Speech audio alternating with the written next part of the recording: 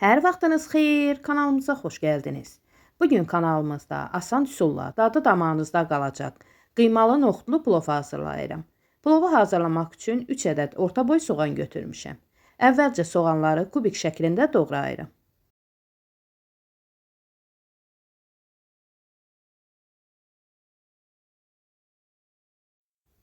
Doğranmış soğanın üzərinə duz, biraz da kərə yağı əlavə edirəm.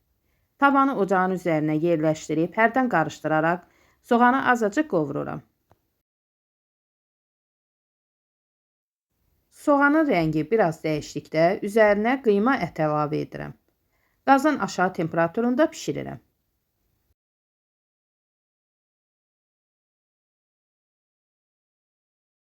2-3 dəqiqə bişirdikdən sonra qapağı açıb bir dəfə qarışdırıram. Üzərinə acı istiot, şirin çili biber tozu və sarı kök əlavə edirəm. Sonradan mütləq qıymanın dadına baxmaq lazımdır. Duzu az olarsa miqdarını artırmaq olar. Yenə qapağı örtüb qazın aşağı temperaturunda ət qovrulanacan bişirirəm. Hərdən hər tərəfinin eyni qaydada bişməsi üçün qarışdırıram. Ətə əlavə etmək üçün zirinç, qaynadılmış noxud götürmüşəm. Noxudun üst qabığını əvvəlcədən təmizləmişəm. Ət qovurulub tam yağa düşdükdə üzərinə zirincə və noxudu əlavə edirəm. 2-3 dəqiqə qapağı açıq şəkildə bişirdikdən sonra ocağı söndürürəm.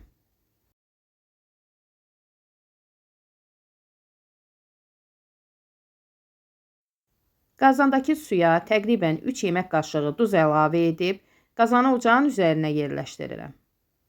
Əvvəlcədən yarım kilo basmati düyünü də ilıq duzlu suda islatmışam. Pişirməzdən öncə düyünü təmiz yuyuram. Təmiz yuduğum düyünü qaynayan suyun içərisinə əlavə edəcəm. Düyünü qaynar suya əlavə edib pişirirəm.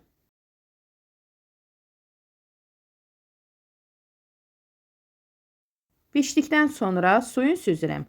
Əgər düyü duzlu olarsa üzərindən adi su gəzdirə bilərsiniz. Aşın qazanın dibinə yapışmaması üçün qazana qapaq yerləşdirdim. Üzərindən 1-2 qaşıq duru yağ əlavə edirəm.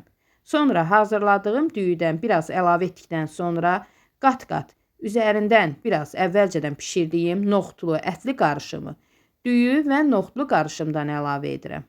Üst-üstə yığdıqda ətin, noxudun dadı hamısı düyüyə çıxmış olur.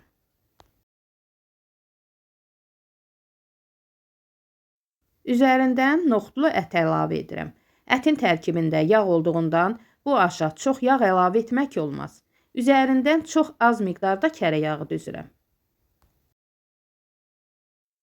Qazanın qapağını örtüb qazın üzərinə yerləşdirdiyim qalın dəmirin üzərində aşı dəmləyirəm. Vamodda aşı dəmləmək lazımdır. Təqribən yarım saat 40 dəqiqəyə tam hazır oldu. İndi çəkib sizə də göstərəcəm. Görürsünüz, çox gözəl görünüşü var. Ətin, noxudun, zirincin dadı hamısı plova çıxıb.